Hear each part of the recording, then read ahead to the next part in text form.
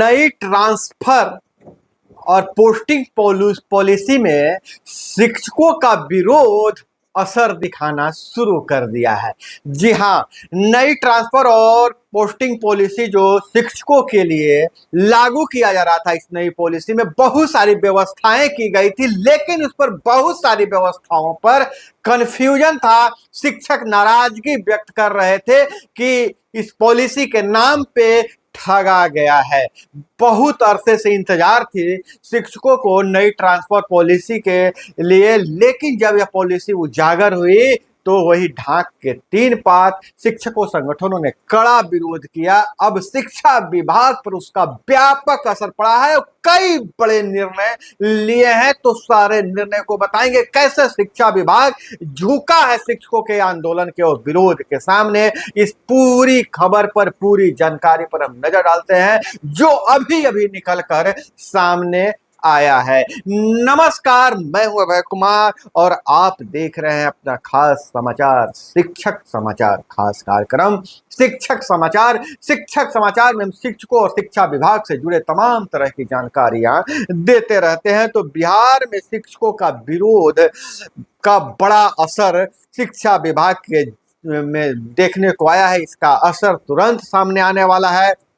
शिक्षा विभाग जिले में 3 से 5 शैक्षणिक अनुमंडल बनाने पर विचार कर रहा है और इसकी तैयारी भी शुरू हो गई है। बिहार के शिक्षकों के लिए बड़ी खबर है, बहुत बड़ी खबर है। शिक्षा विभाग जिले में 3 से 5 शैक्षणिक अनुमंडल बनाने की तैयारी कर रहा है।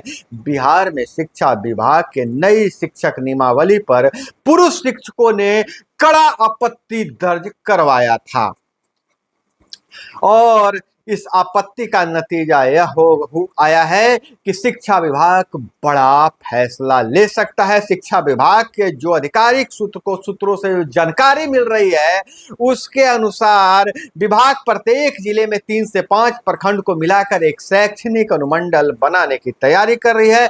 इस प्रकार प्रत्येक जिले में 3 से 5 शैक्षणिक अनुमंडल बनेंगे। नई शिक्षक नियमावली के तहत राज्यकर्मी पुरुष शिक्षकों की पोस्टिंग उनके आवासीय शैक्षणिक अनुमंडल के बाहर के शैक्षणिक अनुमंडल में होगी। ये देखिए, बहुत बड़ा गेम है। कैसे इसको समझने का प्रयास करते हैं कि अब छोटे छोटे अनुमंडल बनाए जाएंगे। हो सकता है एक प्रखंड का आधा भाग किसी दूसरे शैक्षणिक अनुमंडल में रहे, आधा भाग दूसरे शैक्षणिक अनुमंडल में रहे और सारे लोगों को मिलाकर एक शैक्षणिक अनुमंडल बनाया जाएगा। और उसमें फिर ख्याल यह रखा जाएगा पोस्टिंग के समय एक निश्चित दूरी तय की जाएगी, इतना से ज़्यादा दूर तक हम शिक्षकों का ट्रांसफर नहीं करेंगे। खैर, हम इस पर नजर डाल रहे हैं, इस खबर पर इसको समझने का प्रयास कर रहे हैं। शिक्षा विभाग के आधिकारिक सूत्रों से जो जानकारी प्राप्त हो रही है उसके मुताबिक शिक्षा विभाग इस पर काम कर रहा है। 16 अक्टूबर तक शिक्षा विभाग की ओर से शैक्षणिक अनुमंडल का रूपरेखा तैयार कर लिया जाएगा। जो सूचना मिल रहा है, बहुत बड़ी खबर, 16 अप्रैल तक तैयार कर लिया जाएगा और 16 अक्टूबर तक और 17 अक्टूबर को शैक्षणिक अनुमंडल की सूची उपलब्ध करा दी जाएगी।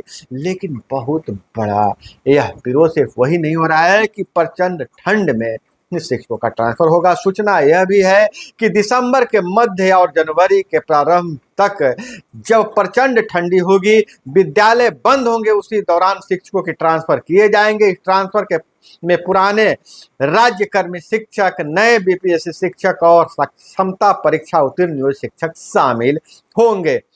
और यह जो दरअसल शिक्षा विभाग के नए ट्रांसफर पॉलिसी के मुताबिक पुरुष शिक्षकों का अनुमंडल के बाहर विद्यालय में ट्रांसफर होना है, जबकि महिला शिक्षकों को उसके पंचायत के बाहर के पंचायत में ट्रांसफर होना है। प्रदेश के कई जिले ऐसे हैं जहां एक अनुमंडल है, उदाहरण के तौर पे जमुई। ऐसे में पुरुष शिक्षकों का कहना है कि वह अपने घर से कई किलोमीटर दूर हो जाएंगे, यानी दूसरे जिले में चले जाएंगे। पुरुष शिक्षक आसपास के प्रखंड में स्थानांतरण करने का अथवा महिला शिक्षकों के लिए जो नीति अपनाई गई है उसे ही लागू करने की मांग कर रहे हैं। शिक्षा विभाग के सूत्रों का कहना है कि शिक्षकों के इसी विरोध को देखते हुए शिक्षा विभाग यह फैसला लेने जा रहा है कि विभाग प्रखंडों को जोड़कर नया अनुमंडल बनाया जो शैक्षणिक अनुमंडल हो, प्रशासनिक अनुमंडल नहीं हो, शैक्षणिक अनुमंडल हो। और इधर जो बड़ा समझ आ रहा है, जो बड़ी सूचना यह जानकारी जो मिल रही है कि नवंबर की शुरुआत तक शिक्षा विभाग का इस शिक्षा कोष पोर्टल अपडेट होगा। इस शिक्षा कोष पोर्टल को अपडेट किया जाएगा क्योंकि इस पोर्टल में भी बहुत सारी विसंगतियां हैं। इसमें टीचर कॉलम के नीचे टीचर ट्रांसफर डिटेल का ऑप्शन आएगा। इस ऑप्शन के तहत शिक्षक नए ट्रांसफर की जगह के लिए अपने मनपसंद 10 ऑप्शन दर्ज करेंगे। इसी अनुरूप आने वाले दिनों में शिक्षकों के स्थानांतरण को लेकर एप्लीकेशन के माध्यम से नई जगह का अलॉटमेंट होगा। शिक्षा विभाग का स्पष्ट निर्देश है कि शिक्षकों के द्वारा फीड किए गए टॉप 10 चॉइस को सॉफ्टवेयर पर चढ़ाया जाएगा और उसके बाद ट्रांसफर तय करेगा, सॉफ्टवेयर ही तय करेगा कि किसी शिक्षक की पोस्टिंग कहाँ होगी। मैनुअल कुछ भी नहीं होगा। ऐसा होता है कि ट्रांसफर और पोस्टिंग के नाम पर अवैध उगाही होती है, सबको पता है। और इससे बचाव के लिए, इसको चेकआउट करने के लिए शिक्षा कोष जो एप्लीकेशन है उसका सॉफ्टवेयर ही अपडेट किया जाएगा और सॉफ्टवेयर ही अब शिक्षकों का ट्रांसफर करेगा। इसमें किसी भी तरह का मानवीय, किसी अधिकारी का मानवीय तरीके से किसी प्रकार का कोई हस्तक्षेप नहीं होगा। तो मशीन किसी भी तरह का कोई गलत काम नहीं करेगा, ऐसा माना जा रहा है। तो यह बहुत बड़ी खबर यह है कि शिक्षकों का ट्रांसफर कोई अधिकारी नहीं करेंगे बल्कि सॉफ्टवेयर करेगा। और वही जो सबने, इसके अलावा शिक्षा कोष पोर्टल जब अपलोड होगा तो इसमें कई नए फीचर ऐड होंगे। इसमें शिक्षक अपनी खर्च हुई छुट्टियों और बची हुई छुट्टियों की जानकारी प्राप्त कर सकेंगे। किस दिन कौन सा सीएल अथवा ईएल का इस्तेमाल किया गया है इसकी भी जानकारी होगी। यह सब आगामी 1 जनवरी के बाद पोर्टल पर दिखने लगेगा। इसके अलावा शिक्षा विभाग की ओर से विद्यालय की छुट्टियां किस दिन है यह भी डिटेल में दिखेगा।